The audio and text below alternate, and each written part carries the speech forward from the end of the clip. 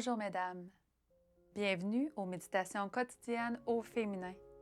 Aujourd'hui, un canal de bénédiction.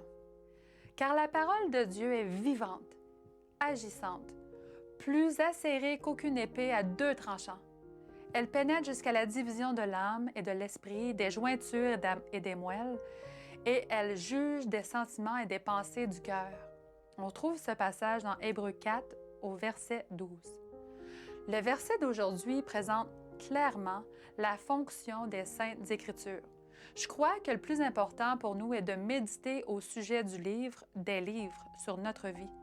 Arrêtons-nous donc pour nous demander maintenant quel est le fruit que produit en nous la lecture de la Bible.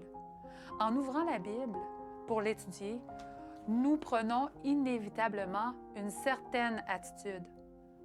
En faisant un parallèle avec la nature, certaines d'entre nous ressemblent aux plantes, angiospermes, dont les graines se trouvent dans un fruit clos. Quand nous lisons la vérité biblique, nous enfermons sa semence dans les fruits que nous préparons pour nous-mêmes, dans les œuvres qui, selon nous, ont quelques mérites. Mais nous pouvons aussi ressembler aux plantes gymnospermes dont les graines sont portées sur des écailles plus ou moins ouvertes et non dans un fruit clos. Une fois que nous avons découvert le trésor du salut, ce dernier produit des fruits visibles et nous témoignons par l'exemple et par la parole. Les cactus attirent irrésistiblement mon attention.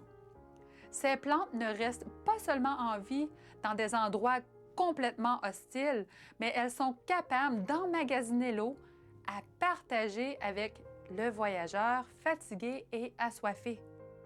Leurs fleurs ne semblent pas être affectées par le climat.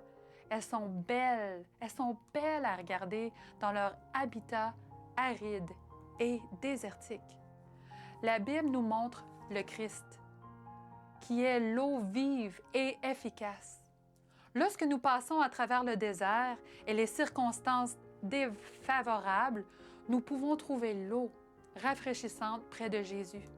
Et nous pouvons aussi la partager avec ceux qui ont le besoin de cette eau vive.